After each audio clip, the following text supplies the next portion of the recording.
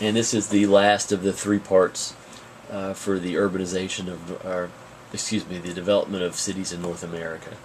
This part will probably be a lot shorter than the first two parts, and this will kind of finish up sort of the history and the theory stuff that we're just kind of laying groundwork with here. So, the last slide that you saw should have been this one. We were talking about Cattell and how he was a eugenicist offering people money. Now, the last era, North American cities, 1950 to the present time. Three major changes identify U.S. cities today. Decentralization, in other words, we were starting to see not everything concentrated in the inner city or the center city. We see expansion out, suburbs, exurbs, like we've talked about at the beginning of the class. Also, the Sun Belt expansion. We're starting to see population shift from the Northeast, like places like Boston and New York, to places like Phoenix, Arizona, Las Vegas, Nevada, even into the South, like Atlanta, Georgia, for example. We'll talk about that. And also we're seeing what's called a post-industrial transformation. And we'll talk about those ideas and concepts. In the early 1950s, we'll start at the beginning of this era that takes us into the present time. The U.S. government authorized the funding of a national network of highways to be constructed by the states. So now we're looking more at the prominence of the automobile. We've moved away more from the horse and the buggy. Trains are still important, and they still even are important today, obviously. But now we're starting to see more and more families own an automobile, especially into the late the 50s and the 60s, certainly into the 70s and into today. Almost everyone in this country who can drive has an automobile, almost. So we see a national network of highways being constructed that sort of link via the automobile all the states together. There are major interstates that connect pretty much the north and the south, east and the west, go through every major state. Within our little tiny state in Charleston, we have 3 interstates that come through Charleston. Also, in the 1950s, the government authorized funding for airports to be constructed all over the country. So airplane, another vehicle, pardon the pun, of transportation that becomes very important. Funding and grants for hospital equipment, funding and grants for water pollution, and also funding and grants for slum control. So, starting to see some pretty significant technological advancements. All the previous periods and eras witnessed an increase in population size, an implosion. In 1950, we start to see a decline in central city population and a movement toward the suburbs, which, of course, we'll talk about that more as we go through the course, too. So whereas people now are like always concentrated right in the center of the city, it's getting too crowded, and you're starting to get too much pollution, and you're getting too much drama and too much stimulation, and crime's going up, and it's not as comfortable. It's not as nice in the central city. So people start to move out. Those who have the means and the funds to do so start to get away from the center of the city a little bit. And that's when we start to see the first suburbs develop in this country. The above change was largely due to the relocation of industries and manufacturers to outer urban areas. So even business and industry starts to relocate out of the center of the city.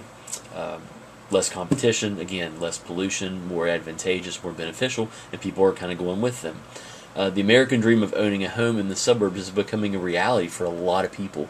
Not everybody, not the poor and the deprived and the trapped, but for a lot of people.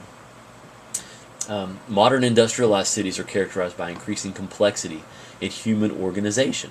We see mass literacy. Not every country can boast that everyone has the opportunity to attend school, that everyone has the opportunity to learn how to read and write. We do have those opportunities in this country for everyone by law. A fluid class system. We have a class system, a social class system, where people can move up and they can move down the social class ladder. Now we could debate on to what extent can the average person really move up or down. We could split hairs with that. We're not going to do that in this class, but we do have the ability to go up and down the class system. In some countries where there's a caste system, you don't move. There's no movement. There's no fluidity at all. If you're rich, you're born there, you stay there. If you're poor, you're born there, you stay there.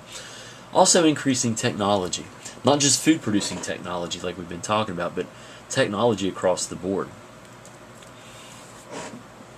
In North American cities, before 1950s, buildings were aesthetic. In other words, they were appealing to the eye. They were, they were pretty to look at. They were organic. They sort of flowed with nature. After the 1950s, buildings were more unattractive because instead of building out and looking pretty, we now have more people because we're growing our numbers and we need to go up. We need to build up so we can accommodate more people. So they become unattractive. They're built up and they're built to accommodate this overcrowding that we've been talking about.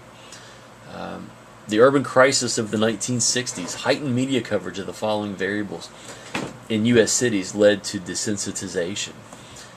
Racial and ethnic problems. Now, we still have all these problems, and we're going to chronicle these problems now and talk about them. And this is where some of the more interesting discussion and debates and things that we'll talk about in class, too, will start to take hold. Racial and ethnic problems, the plight of the poor inner-city minorities, higher crime rates in cities and urban areas. And this whole idea of desensitization, by definition, to become desensitized means that you've been exposed to something so much that it just doesn't affect you. The example that I always use is if you think about the first really scary movie you ever watched as a child, the very first one. For me, it was A Nightmare on Elm Street. Freddy Krueger with the blades. He would kill people. It was awful. I was a kid. I watched it. I was horrified for weeks. It was hard for me to get to sleep. Now that I'm almost 42 years old, I watch those movies now and I laugh. They don't scare me at all. They're kind of silly. Well, because I've seen movies like that so many times, it just doesn't bother me. Well, it's the same thing with social problems. When we undertake a discussion in class and outside of class about social problems in inner cities, especially as they relate to minorities, we hear about it so much. We see it so much. We're inundated with stories from the news and the media on the internet about things that are happening in cities. In cities, we just stop thinking about it. It's like, yeah, I've heard this a million times. It just doesn't bother me as much. And that, by itself, that desensitization can create some problems in terms of how we understand and conceptualize crime, poverty, unemployment, pollution, etc. in cities. So, short and sweet on part 3. We'll call that the end of part 3. Hopefully you have good notes on this. And that's it. Thank you very much.